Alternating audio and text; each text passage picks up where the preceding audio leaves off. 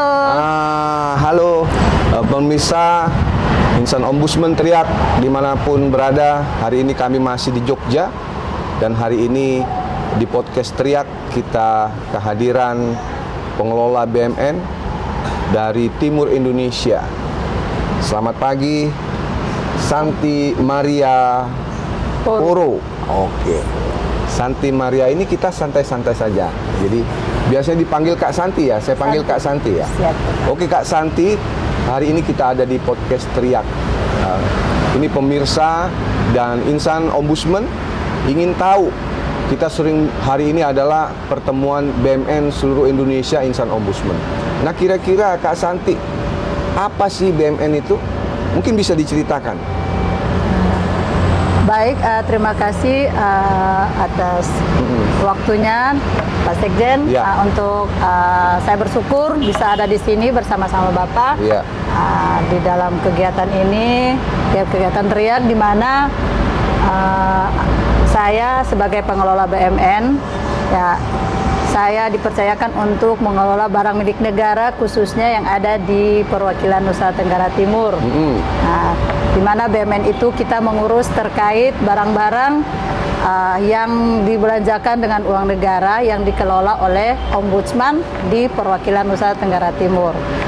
Seperti hanya belanja modal, begitu juga dengan barang-barang persediaan. Mungkin untuk sekilas seperti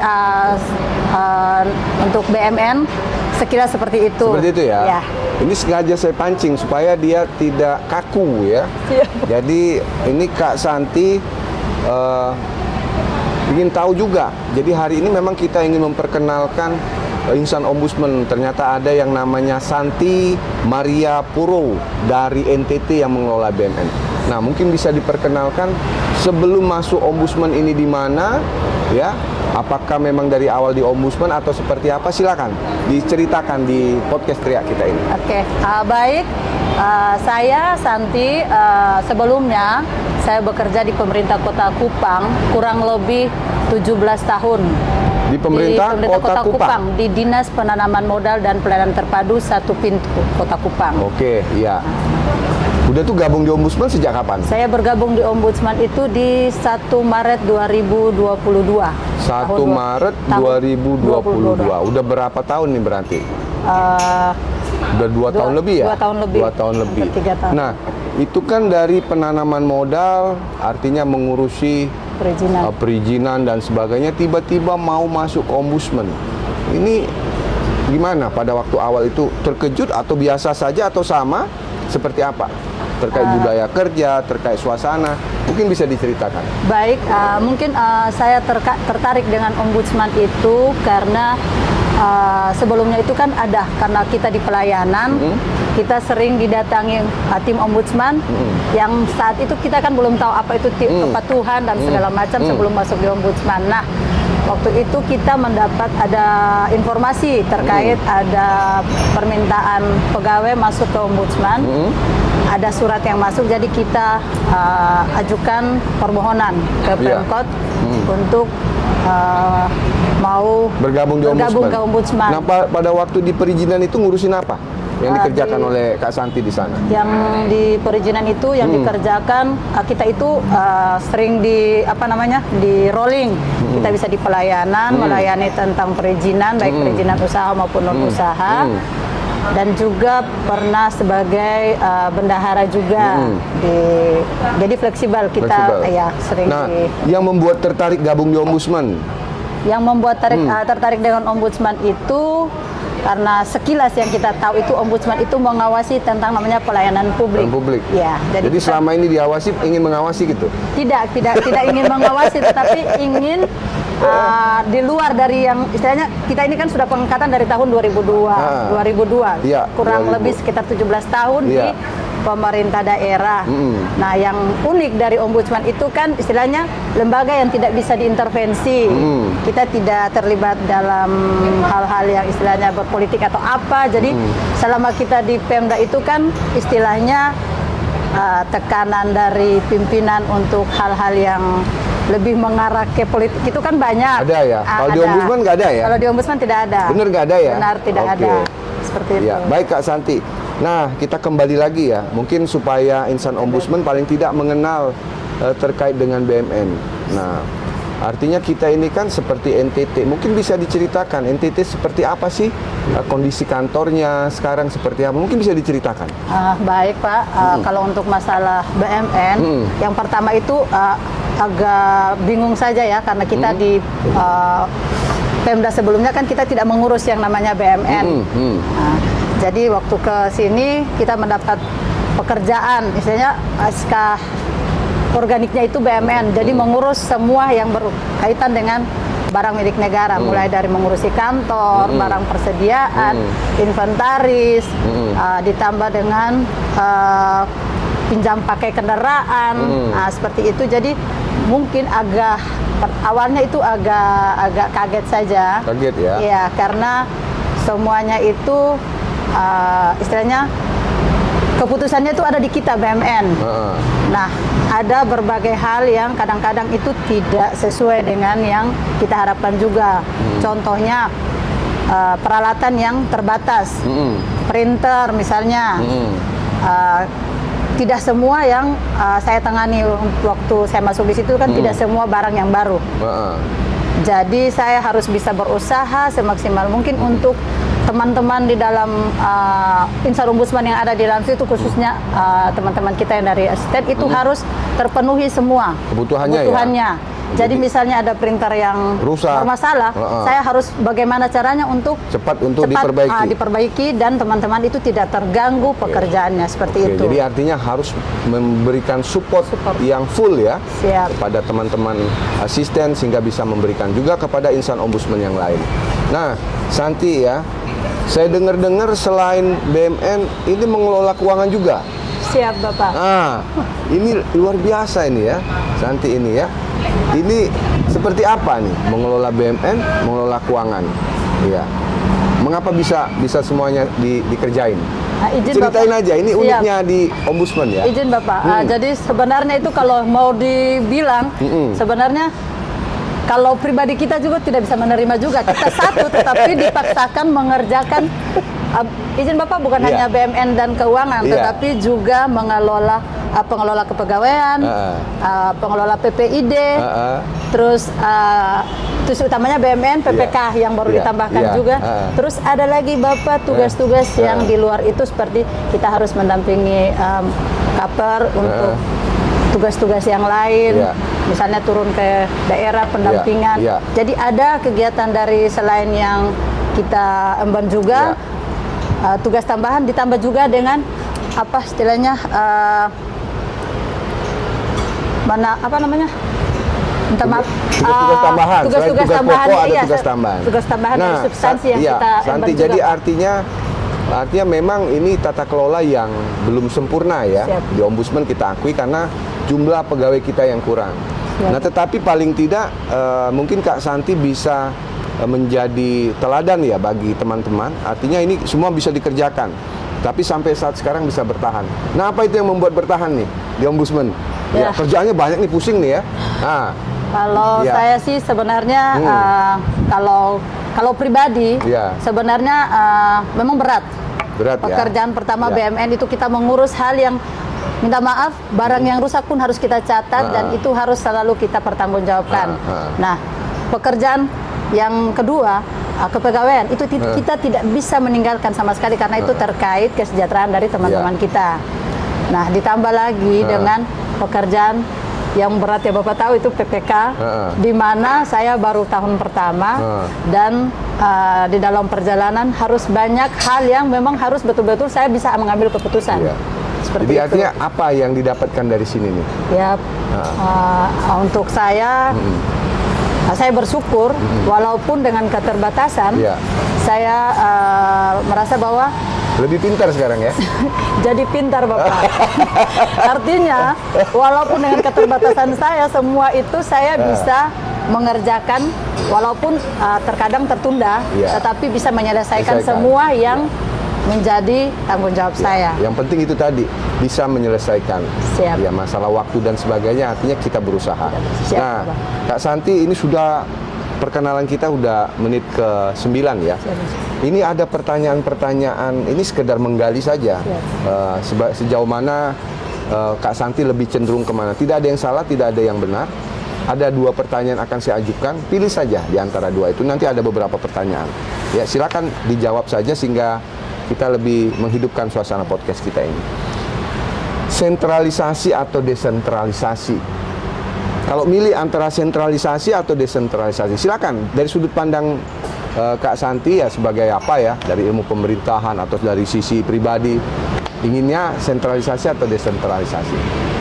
Desentralisasi sih. Desentralisasi. Kalau bisa dijelasin. Ngerti nggak ini apa sentralisasi desentralisasi? Ayo. Iya, jadi untuk Kalau sentralisasi ini semuanya Terpusat. pokoknya dari pusat. Terpusat semua dia. Kalau Ya. desentralisasi ini ada yang dibagi ke. Ya. Kak Santi tadi pilih yang desentralisasi.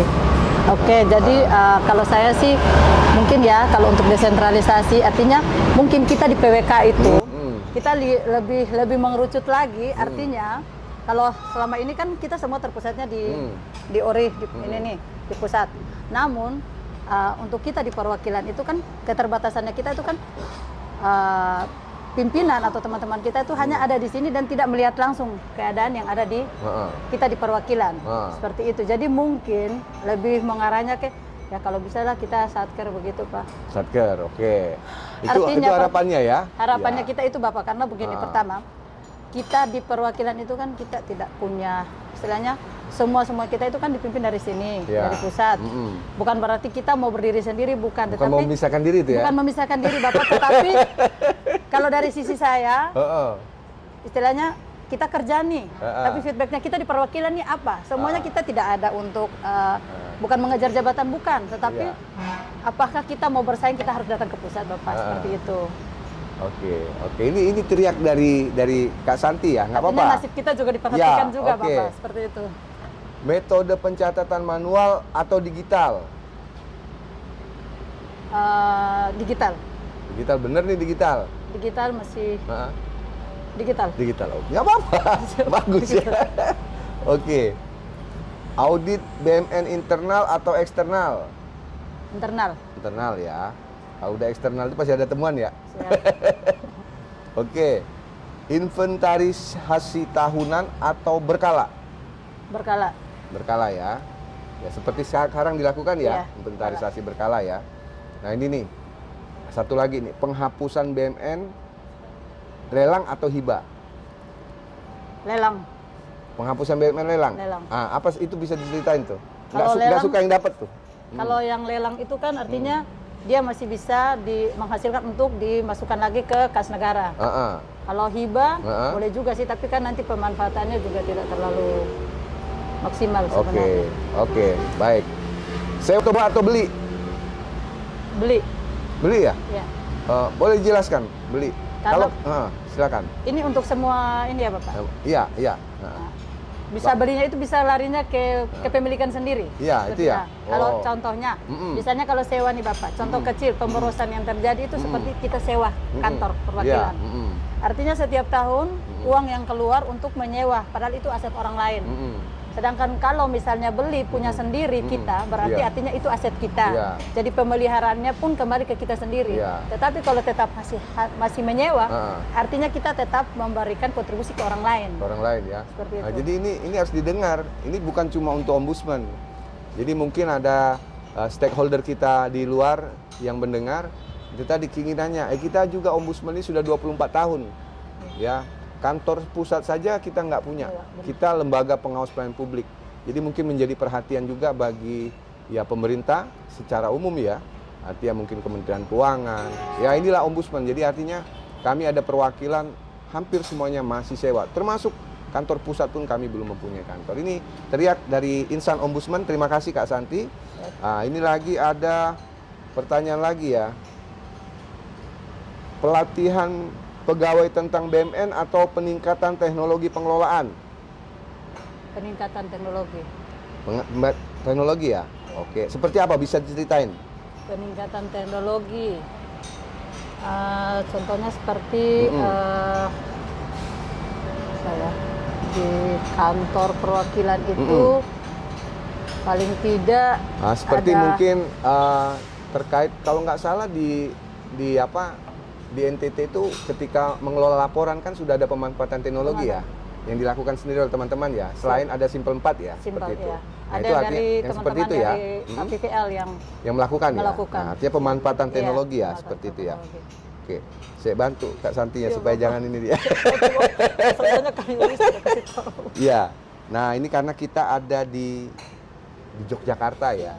Di Yogyakarta. Jadi artinya kita akan tanya kulinernya. Ya, kulinernya ya. Gudeg atau sate apa? Sate kelatak. Kelatak ya, sate kelatak. Ah, gudeg. Ya. Karena sudah makan gudeg. Karena sudah makan gudeg. Sudah pernah makan Lebih gudeg. suka nasi gudeg. Lebih suka Gudeg manis kan? Iya. Kalau selera dari teman-teman di NTT manis atau asin? Ya, tergantung sih. Tergantung Bang. ya? Tapi suka gudeg ya? Ya, karena kan kata orang kan kalau ke Jogja tuh kalau tidak makan gudeg mah tidak. Dia ke Jogja ya? Iya. Wah, ini perlu didengar kalau ke Jogja harus makan gudeg. Nah, satu lagi, Ya, Candi Borobudur atau Prambanan?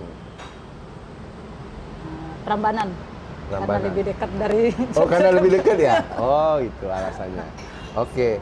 Santi, jadi artinya kita sudah 15 menit lebih kita ngobrol walaupun sebentar. Artinya kita ingin memperkenalkan saja bahwa Ombudsman ini terdiri dari latar belakang yang beragam ya. Ya, salah satunya Kak Santi ini dulunya dari Pemda, dari Kota Kupang. Kota Kupang. Sejak 2022 bergabung di Ombudsman. Nah, setelah di Ombudsman mungkin awalnya dipikirnya Ombudsman ini enak. Evaluasi, lihat-lihat, yang memberikan koreksi. Ternyata setelah dia Ombudsman, kerjaan di Ombudsman juga ternyata banyak seperti itu. Jadi artinya ketika kita mengoreksi, artinya kita juga harus bisa melakukan yang lebih baik dari yang kita koreksi. Nah, mudah-mudahan Kak Santi tetap sehat ya. Siap, amin. Tetap bisa bekerja dengan baik. Jadi kita doakan, mungkin sebelum kita tutup podcast kita pada hari ini, mungkin ada yang ingin disampaikan kepada insan Ombudsman, baik nilai-nilai apa selama ada di Ombudsman yang mungkin kita sampaikan kembali sehingga mengingatkan kita semua, sehingga nilai-nilai inilah yang harus kita jaga. Seperti kata Kak Santi tadi, yang membedakan Ombudsman dengan lembaga-lembaga yang lainnya. Silakan. Oke, baik, mungkin di akhir acara ini dari saya untuk kita semua insan Ombudsman bahwa bekerjalah semampu kita selagi kita masih bisa, dan tetap berpegang teguh pada integritas, profesional, dan adil. Artinya kita bekerja tanpa memilih. Mungkin itu dari saya. Terima kasih. Oh, luar biasa ya. Ini tadi, bekerja tanpa memilih. Artinya apapun yang diberikan tugas, ya tanggung jawab, kita kerjakan. Ya, terlepas nanti sempurna atau tidak sempurna, yang pasti itu tanggung jawab harus kita kerjakan. Itulah ada dikatakan dengan profesional. Selain itu juga Kak Santi tadi katakan harus tetap berintegritas. Inilah yang terus kita jaga sehingga membedakan Ombudsman sebagai lembaga yang independen, tidak diskriminatif, dan bisa melaksanakan tugas dengan baik. Kak Santi, terima kasih. Hari ini cerah sekali. Di belakang kita ini langsung Bandara Adi Sucipto, dan depan kita di sana ada Gunung Merapi ya. Jadi artinya pemandangan yang sangat indah. Mudah-mudahan keindahan ini juga untuk masa depan Ombudsman ke depan. Terima kasih untuk pemirsa insan Ombudsman dimanapun berada, supaya podcast ini tetap menjadi kebanggaan kita bersama. Mari untuk di subscribe, like, komen, dan share. Terima kasih, sampai bertemu di podcast selanjutnya.